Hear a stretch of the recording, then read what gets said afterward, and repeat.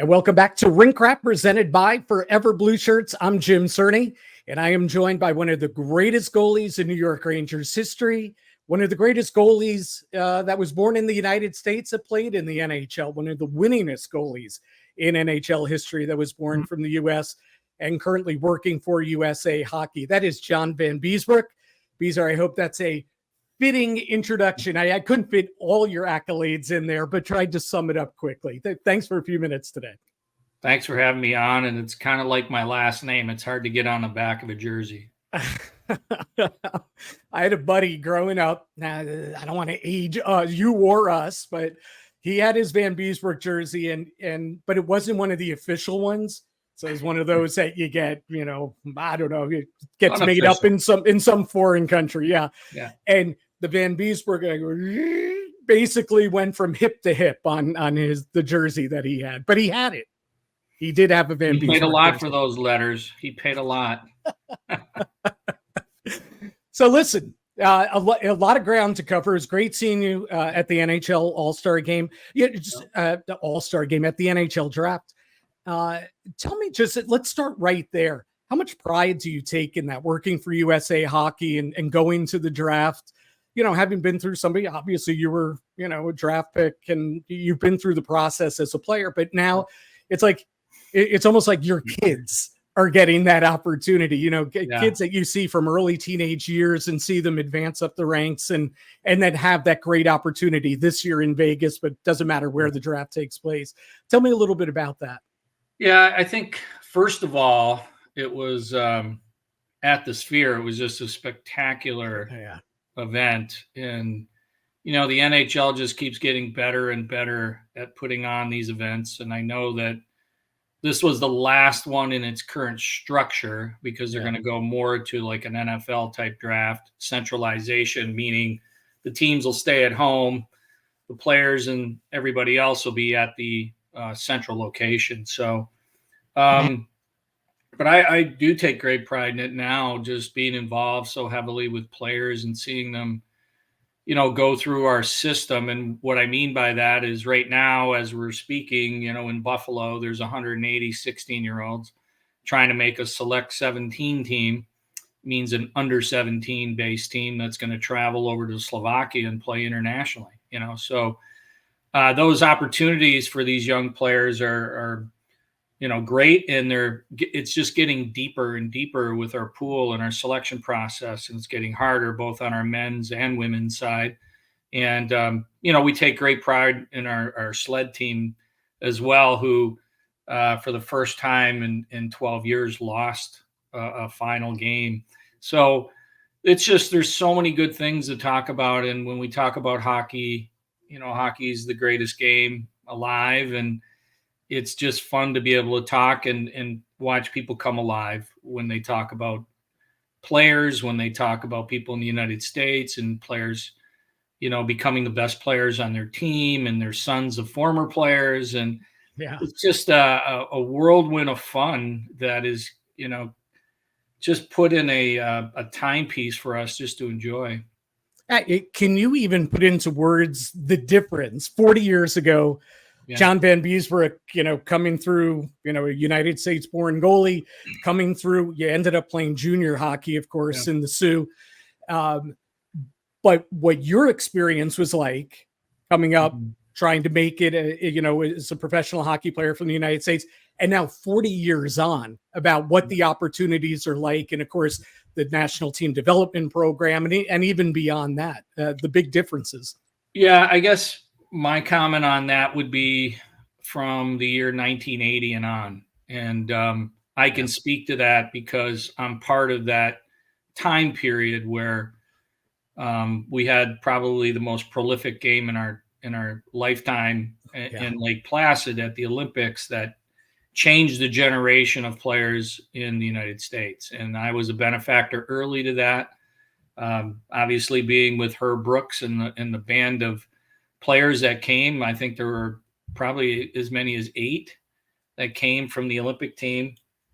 And just being a drafted player in 1981 as an 18-year-old and being next to these players, was certainly something that helped my experience. But when you turn the clock back to that time, college hockey, didn't have 61 to 62 teams. The opportunity to play college was minimal, and it was still being highly occupied by Canadians. And so that was the system, and it is what it is. And so I chose another Canadian system to go into, which was Right. the CHL, and because there was an opportunity. And as a younger player, you got earlier opportunities, which is kind of still the same today. The 16 and 17-year-old player getting an opportunity at an earlier age in the major junior ranks. However, as the time has changed and we get into like the 90s, the USHL came along and became the birthplace of junior hockey in the United States. Now, it's a little bit different than it is today, but today's form is the same birth years and certainly more opportunities with 16 teams in the United States. And then along with that came our national team development program, which, we have a real serious selection process to selecting the next best 23 players to come to USA Arena in Plymouth, Michigan. And development is really the soul of what we do there, and try to train the players to become National Hockey League players, to be great college players, but great international players. So the international stage is kind of my area now. And so having played on the international stage in just about every type of program there was, my experience kind of lent me to taking this position, and now seeing a lot of the fruits of some good decision making by the people who were running USA Hockey at the time, by the National Hockey League, and by the challenges that come from major junior and our North American partners in Canada. And, 85% of the players developed in the world are developed in North America. So that principle alone is something to be very proud of for, the National Hockey League and what they're taking place, moving forward on the international space. Yeah. And you mentioned your work with, on the international stage. You come home, or the United States comes home with the gold medal from the 2024 World Junior Championships. We had a couple Ranger prospects there. Yeah. I was wondering if you might be able to tell us a little something about Gabe Perreault and Drew Fortescue that we don't know. We know the numbers. We know what they did in the tournament. We see their numbers from Boston College. What's something you might be able to share about Gabe and Drew that maybe we don't know? Well, first, Gabe, I think that, he's what people probably know is he's the son of a former player, and Yannick Perreault. And he came to the National Team Development Program via Chicago, where he grew up, and played in a great organization, the Chicago Mission. Yeah. And just the one thing I can tell you about Gabe that's the best part about him is he loves hockey. And he just loves the game as much as anybody I've seen. He loves his teammates. He's just going to be a world-class player when that love turns into sharing the puck, and everybody's going to want to play with him because he's a great playmaker. But the characteristics of Gabe are just his love and passion for the game, and to play at the highest level. Not just following in his father's footsteps and seeing what happened there, but just being able to compete with, he's in a smaller body and been told his whole life that he's small and he can't do this and can't do that. Boy, watch out when those players just prove everybody wrong. And to me, he's that type of player where he's got that prove everybody wrong kind of mentality. And what comes out is really special. And I'm, for the Ranger fans, I think they're going to, warm up to Gabe fast. And I know that I'm going to put him in a bit of a category of Lafreniere, because having watched Alex come through and be the first overall pick and play on the international stage, he's just going to become a fantastic player as he moves forward now. He's just a world-class player. You can see some of the dimensions now. Obviously it's a results-based league, And I know that people might say, hey, I'm not so sure about him. I'm pretty sure about him. So I'll just give you that. And I'm pretty sure about Gabe that he's going to be in that same category, which is a good one. As far as Drew Fortescue, Drew is a left shot D man that is very long and lean, and very smart player. And he has a real ability to exit the zone quickly. And sense pressure, which a lot of people don't talk about how good Adam Fox is at sensing pressure and exiting the zone. Most people just focus on the quickness and the foot skills that were negative towards him when he was, playing at Harvard, and then, whatever team didn't want him. He went through two, which was Calgary and Carolina. And then just to see him now just sense pressure and be able to pick through the zone, that is just special. Now, I'm talking about Drew Fortescue, so don't get me wrong. He's not Adam Fox. I'm sorry to say that. But Drew has that same sense, which as a defenseman, now people talk about defensemen becoming offensemen now, but Drew's ability to avert danger, get back to pucks, and distribute is probably at the highest level of any left shot D in his category. So, Keandre, when he came through and became the Rangers' first pick and things like that, people talk about his athletic ability and athleticism. But one of the great things of Keandre is sensing pressure now. He really has changed his game where he doesn't get caught in the zone for long periods of time. And I think Drew is kind of cut out of that mold. Awesome. So when we were going to, and we're going to kind of take you back, walk down a memory lane a little bit here, but we were hoping to chat a little bit ago, a couple months ago, but you were at the World Championships. We weren't able to hook up. But at that time, I couldn't think of a better guy to talk to with the Rangers and the Panthers playing in the Eastern Conference Final than John Vanbiesbrouck, who, if you don't think of him first as the Ranger goalie, you think of him as the Panthers goalie, right?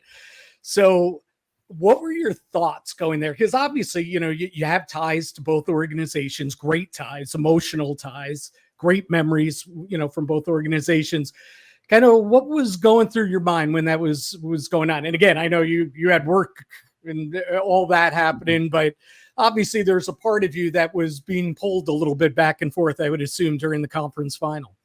Yeah, I mean, there's a lot of ironies there. And I wish we could have spoken during the moment because I think those games were fantastic. They were great for hockey. And, first of all, is my love for the game, that I love to see these two teams playing off against each other. Mm-hmm. They deserve to play off against each other.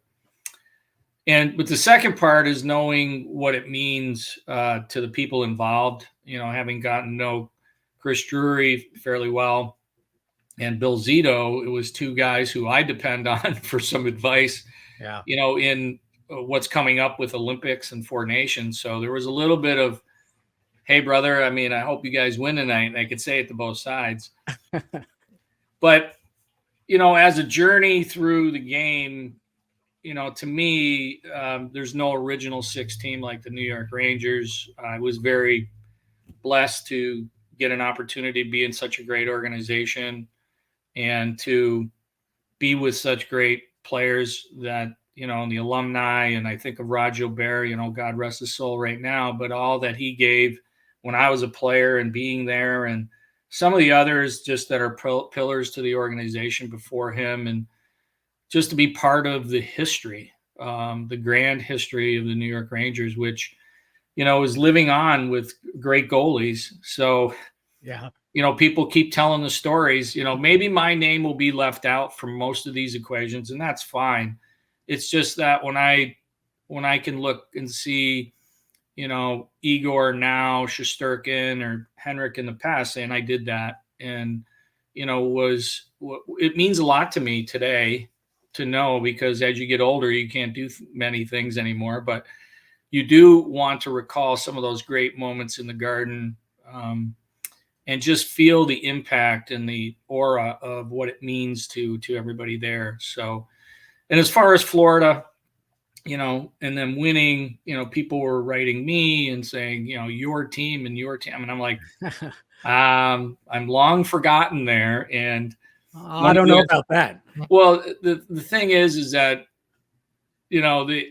I was so happy for them because my kids really grew up during that stage, because my oldest was 6 when we moved, and he wore his Panther jersey during those games, especially in the final with my grandson who had his jersey on. So I think that tells a little bit of a story of where their affinity lies. And listen, we all live vicariously through our kids. So I was happy to see that. And people were hitting me up for tickets, and I said, I have no chance. But I got a really big thrill out of seeing, a lot of work. I thought of Bill Torrey and Wayne Huizinga and the guys that started down there with Roger Nielsen, and, that New York connection, that people were on the right track with the people in New York. They didn't just, not know what they were doing, even though a lot of the Ranger fans probably, or Islander fans at that time, thought, they're not that smart. But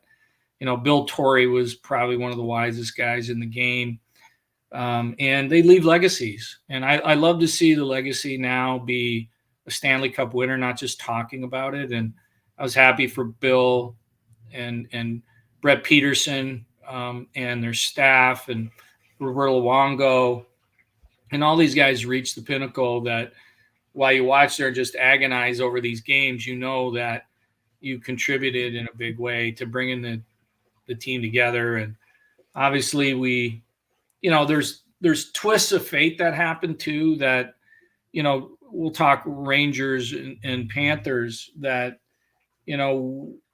when they were going into that series, they showed Gretz's 3 goals that he scored on me just about every night. So, I made the lowlights once again, but it's one of those things where I could remember moments during that series. Tikkanen's goal, Mellanby's goal, not counted, and we would have tied the game and probably tied the series. And I don't know if it was Wally Wicks or something that said to him, I can't allow that goal. I can't allow it. And we didn't have replay. And it was just such a crazy. So to turn back time for a couple minutes is, I'm grateful for that, because they're great memories. Yeah. And of course, you were referring there to the 97 playoff series, right. Rangers, Panthers. You and I chatted a little bit about it on the bus when we were at the All-Star. And, of course, that was a few years removed from the Rangers. It got to the point they had to make a choice. Yep. Are we going to keep John Vanbiesbrouck? Are we going to keep Mike Richter? You went to the expansion draft and obviously did great things, with the Panthers. We've done many interviews over the years. I've never asked you this question. And there's almost, it's such an unfair question to ask. But I'm a bad guy. I'm going to ask it anyway. Okay. John Vanbiesbrouck stays in New York. Rangers win the Cup in 94? Yes, absolutely. That's not a bad question at all, and it's not unfair. I think that, we as the Rangers and Neil Smith at the time, and, I don't recall all of it, but of course they had to make a choice.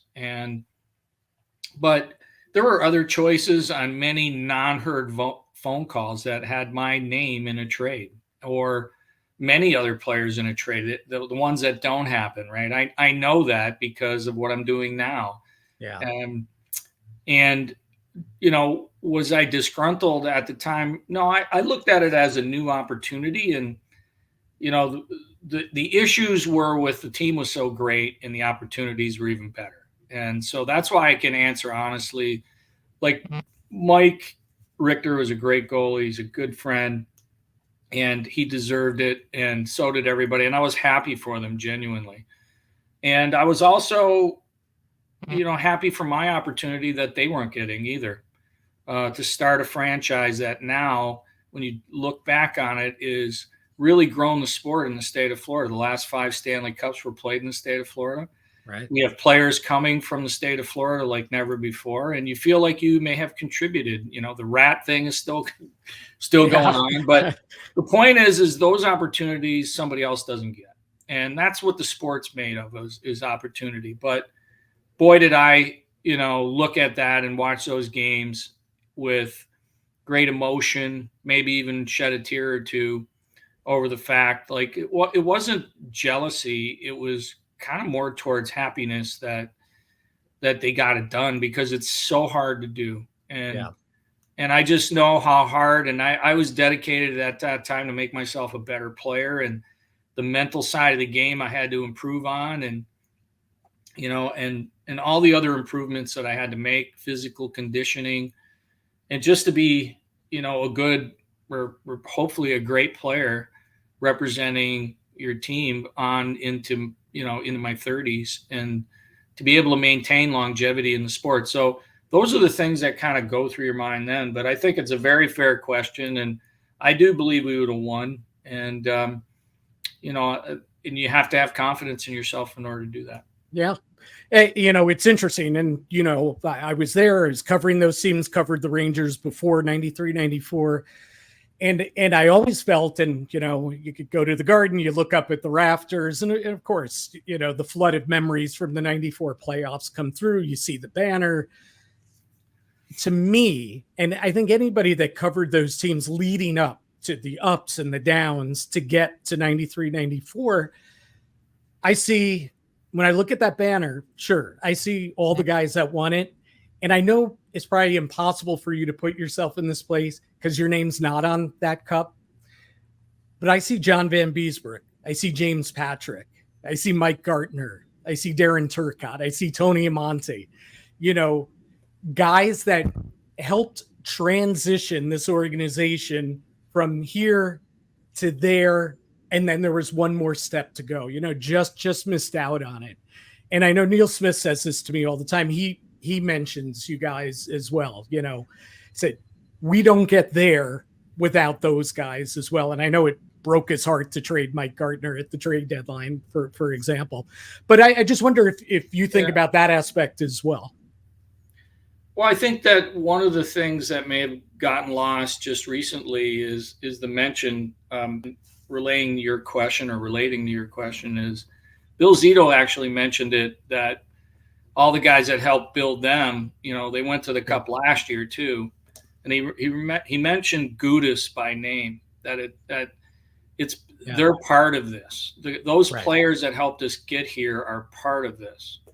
And I truly believe today that as, a person that's in management, that who helps you get there, and get that confidence and make you believe that you can win. And, a lot of that gets attributed to Mark Messier when he came over, and it's justifiable, but there were so many other players that came over, Kevin Lowe came over, who helped us win. And even, Don Jackson, when he first came over from the Edmonton Oilers, who Messier absolutely loves as a human, because they were glue guys and they knew how to win. And one of the hardest things is just to find the fabric players that know how to win.